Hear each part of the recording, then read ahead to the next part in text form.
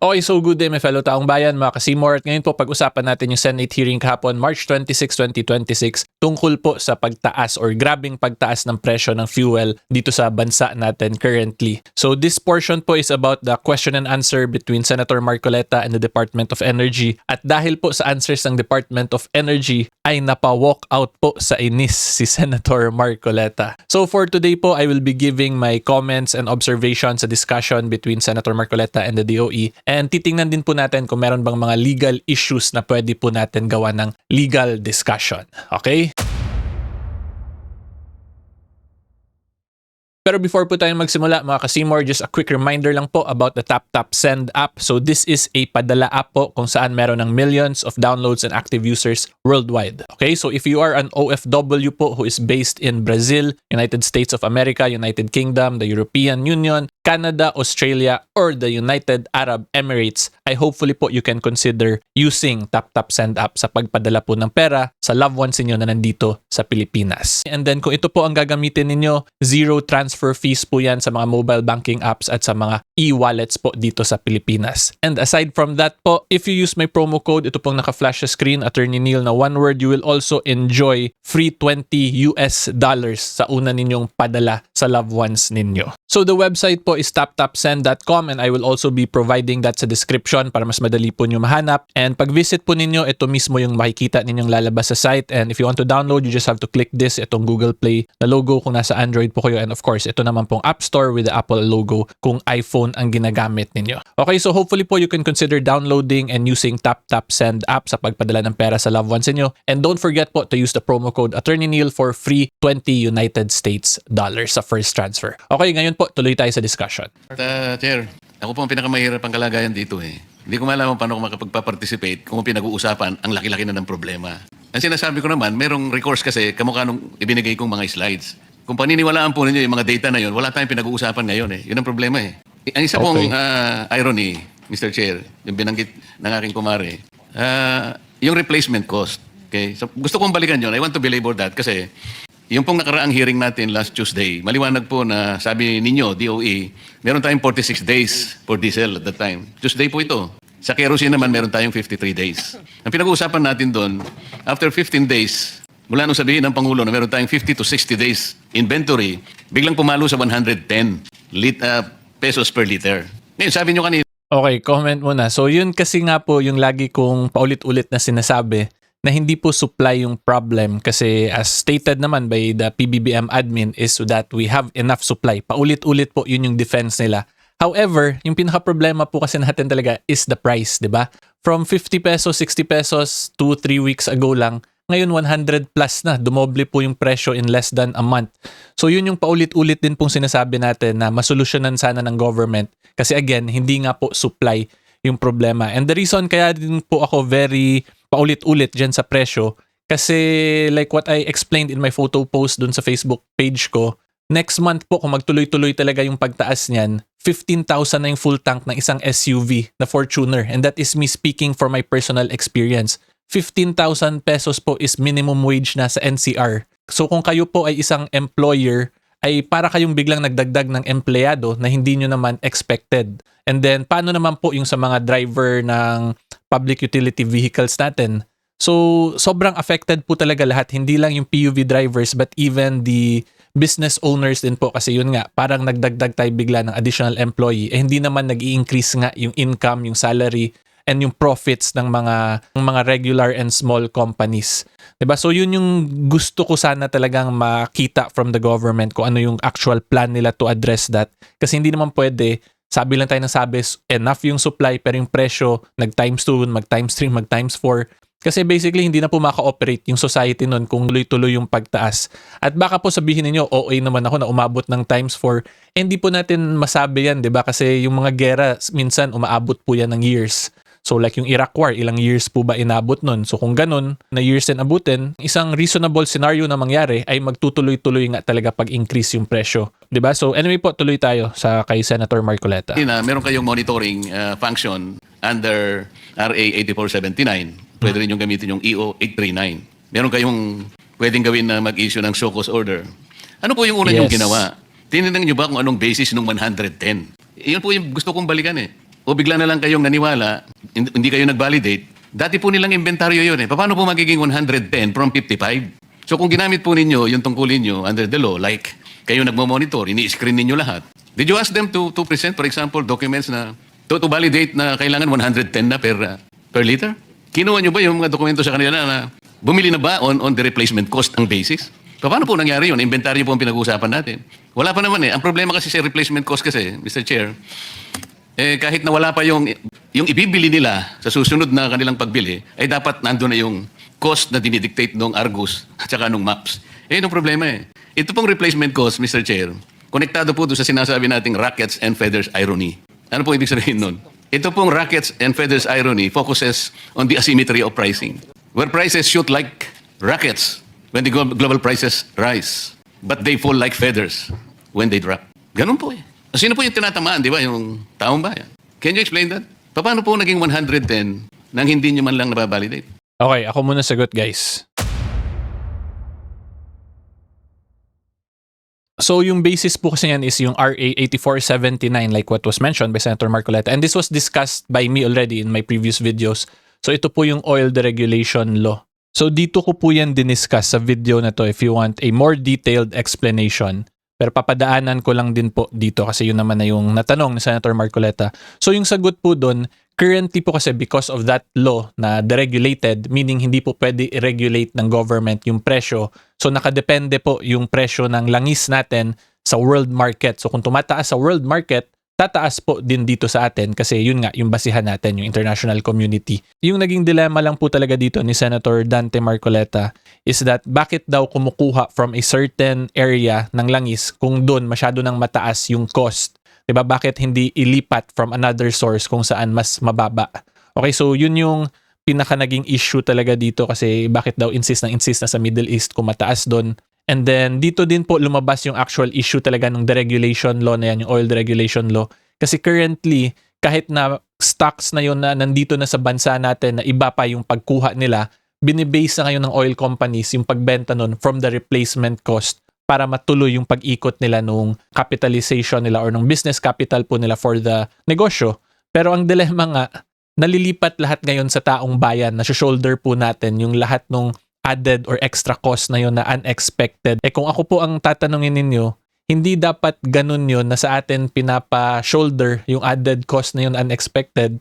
Kasi number one, oil companies are billion pesos worth na negosyo. So madami yan silang pera talaga na pwede sanang maapektuhan lang na malugi ng konti, and I think kahit malugi naman po yan sila ng konti ay mag-ooperate pa rin yung business. Whereas pag ikumpara mo po sa isang ordinary member ng taong bayan na paycheck to paycheck yung income or saktong-sakto lang talaga, hindi po pwede basta-basta magkaroon ng times 2 sa cost kasi it can lead to a collapse of that person's practice, profession, or business. 'Di ba?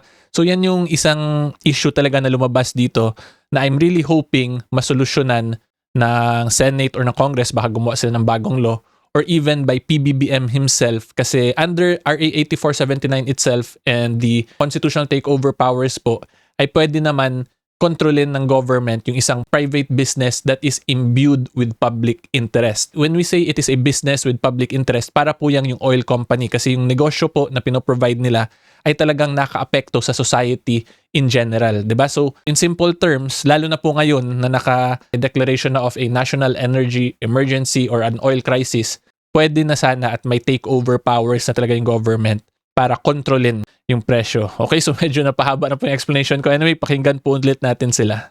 Thank you very much. I mentioned that the director of the Oil Industry Management Bureau is to submit how the OIMB does its monitoring. But to answer it precisely, we can Hindi have... po, after 2 weeks, naging 110.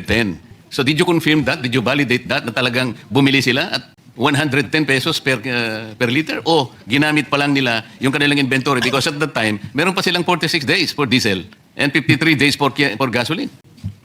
Mr. Chair, because we always have the cyclic. Wait lang, kasi very straightforward po yung question doon ni Senator Marcoleta. Sinabi lang niya, did you verify ba na yung pinang-replace ngayon ng mga oil companies ay talagang nakabase na dun sa increased na price sa international community? Tas ito, mukhang may explain siya na hindi direct dun sa question. Pero anyway po, pakinggan natin. Differential cost May hirapan nga dyan application. pagka dyan ka tumira eh. Ganito sinasabi ko, meron pa silang inventaryo. You take note, 46 days pa. Last hearing ito eh. Ibig sabihin, andun pa yung binili nila sa dating Correct. presyo. Ngayon, after 2 weeks, bigla nilang sumirit. Sabi nga nila. Yeah. 110. Na ngayon, ang nag-a-average na ng 126. Paano nyo minonitor? Paano nyo binalidate na totoo yun? Samantalang ang ginagamit pa nila ay inventaryo pa nila na binili doon sa dating presyo. Mr. Chair, because basically it's like saying that the diesel we consume is around 33 million liters per day. So mga 7 days po yan.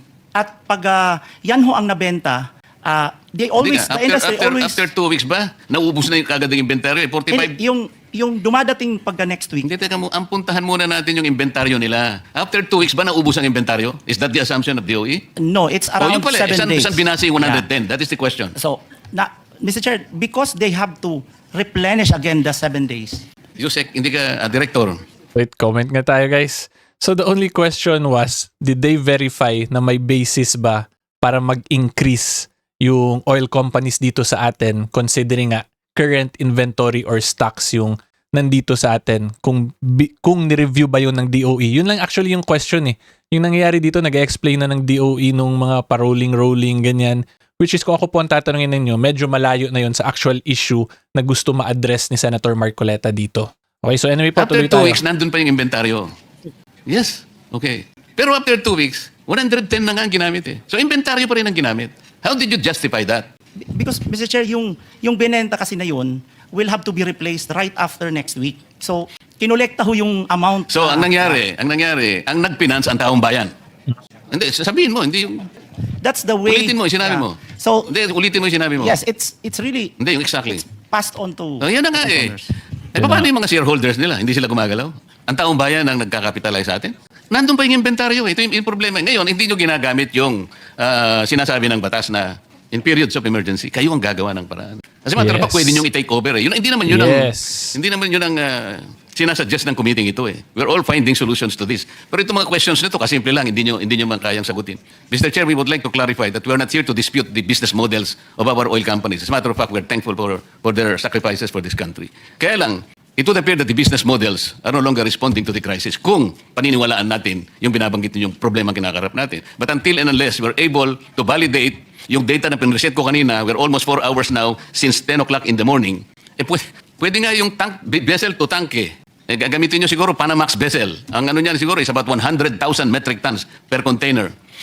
O wala man nagbabalidate po, Mr. Chair. Ako, if you prove me wrong, halimbawa, mali yung nakuha kong information, so magsosorry na lang ako, Mr. Chair. Pwede naman ako magsorry kung mali eh. Hindi nahabulin ko na lang yung tao ko, yung kaibigan ko na nagsabi sa akin ng gano'n. Bakit mo sinabi ito? Mali pala.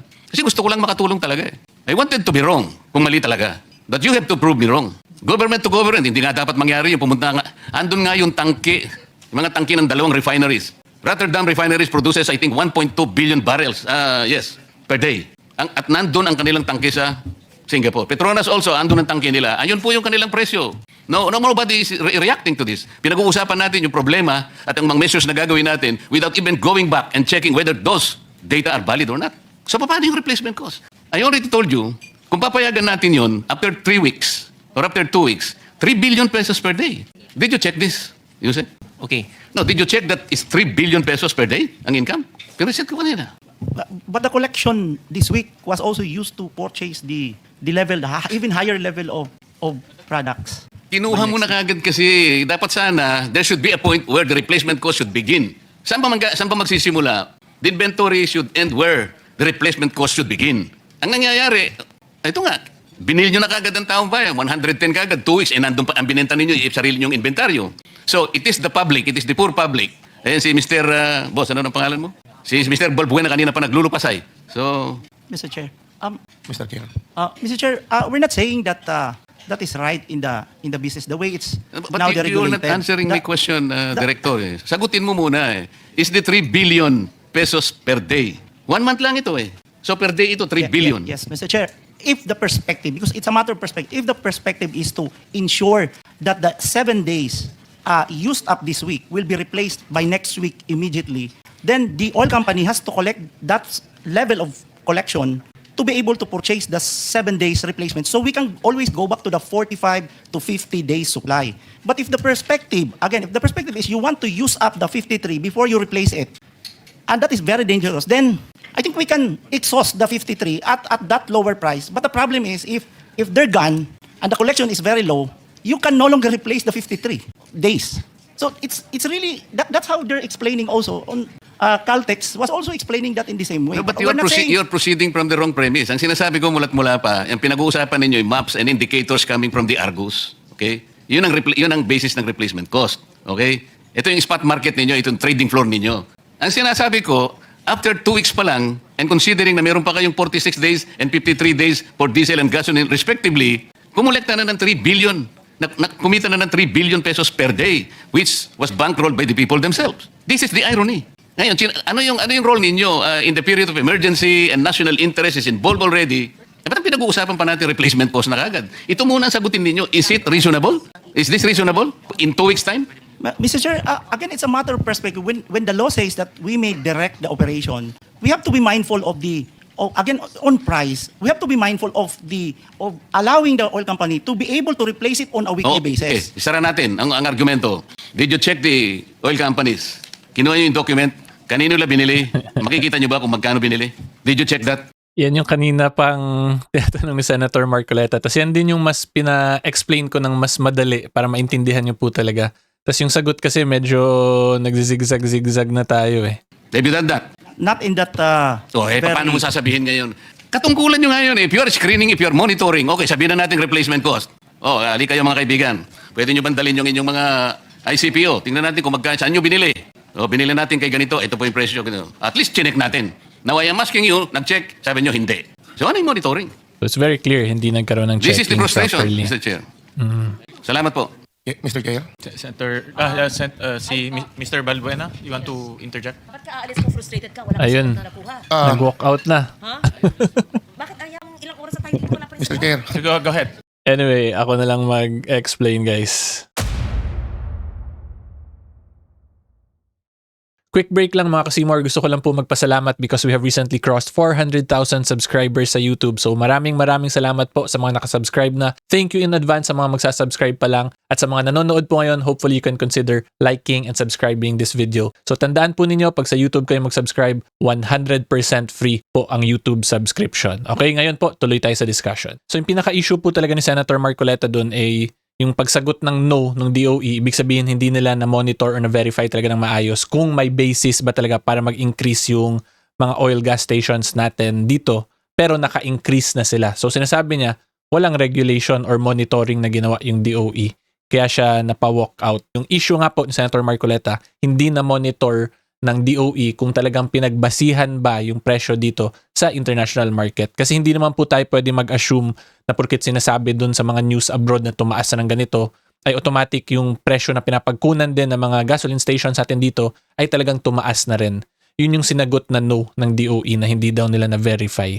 Kaya napa-walk out si Senator Marcoleta kasi sinasabi or nag-explain yung DOE na dapat daw in 7 days ganyan-ganyan ma-replace. Pero yun pala, yung pinakasimula na mag-verify nga kung talagang may basis na para magtaas ay hindi nagawa. According po dito sa discussion lang na pinlay ko at pinarinig po sa inyong lahat para mas maintindihan ninyo.